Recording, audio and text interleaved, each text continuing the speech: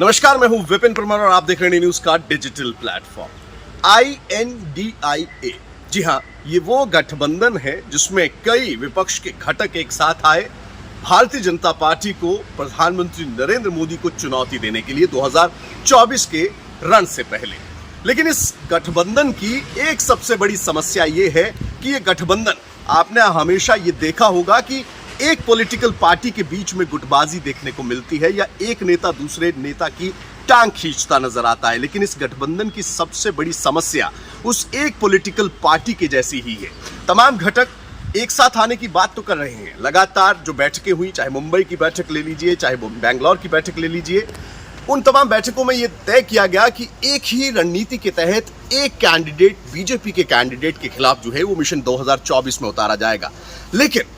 इसको कहीं ना कहीं सफल कर पाना सबसे बड़ी चुनौती INDIA गठबंधन के लिए है। अब ये गठबंधन की राह जो है, जो रास्ता है, वो हरियाणा की तरफ बढ़ा है, क्योंकि ताऊ देवीलाल की जयंती के मौके पर 25 तारीख को हरियाणा में एक बड़ी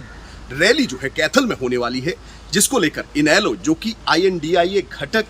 का प्रमुख दल माना जाता है, क्योंकि ओम प्रकाश चौटाला की ओर से ही सबसे पहले विपक्ष की एकजुटता का बयान जो है वो दिया गया था। ऐसे में ओम प्रकाश चौटाला और नीतीश कुमार एक साथ आकर तमाम दलों को साथ लेकर इस राह को, इस रास्ते पर निकले कि INDIA का गठन जो है वो कर पाने में सफल रहे। लेकिन हरियाणा के परिप्रेक्ष्य की अगर हम बात करें तो हरियाणा की सियासत में ये दोनों दल, इस घटक के, इस गठबंधन के दो दल, महत्वपूर्ण दो दल, कांग्रेस और इनेलो, ये दोनों समुद्र के दो छोरों की तरह हैं, यानी कि दो किनारों की तरह हैं, जो कभी भी राजनीतिक तौर पर या फिर सोच के तौर पर, विचारों के तौर पर कभी भी एक साथ नजर आते नहीं दिखाई दिए। लेकिन जब इंडिया का गठन किया गया, INDIA का गठन किया गया, तो ये कहीं ना कहीं पॉसिबल होता दिखाई दिया, क्योंकि प्रयास इनेलो की ओर से ये किया गया कि जो जयंती मनाई जा रही है, जो रैली की जा रही है, उसमें कांग्रेस को भी शामिल किया जाए। सोनिया गांधी को निमंत्रण भेजा गया, यानी कि इन दोनों किनारों को मिलाने को लेकर एक प्रयास जरूर किया गया। लेकिन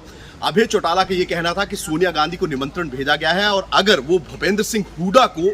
भेजते हैं तो वो खुद गेट पर उनका स्वागत करने के लिए तैयार खड़े रहेंगे, यानी कि इनिशिएट किया गया। लेकिन इसी बीच में भूपेंद्र सिंह हुड्डा का एक बड़ा बयान आता है और साफ तौर पर इन तमाम कयासों पर, उस तमाम सोच पर कि एक साथ जो है चुनाव लड़ा जाएगा, उस पर विराम लग जाता है। भूपेंद्र सिंह हुड्डा का यह कहना था कि 2019 में ना तो लोकसभा में और ना ही विधानसभा के चुनावों में जो पॉलिटिकल पार्टीज इतना भी वोट शेयर हासिल नहीं कर पाई कि अपनी राजनीतिक अस्तित्व को बचा सके, उनके साथ जाने का सवाल ही खड़ा नहीं होता। ऐसे में कांग्रेस पूरी तरह से सक्षम है 10 की 10 लोकसभा सीटों पर चुनाव लड़ने के लिए। ऐसे में अगर आप ये भी मान लें कि दोनों दल जो हैं वो सामने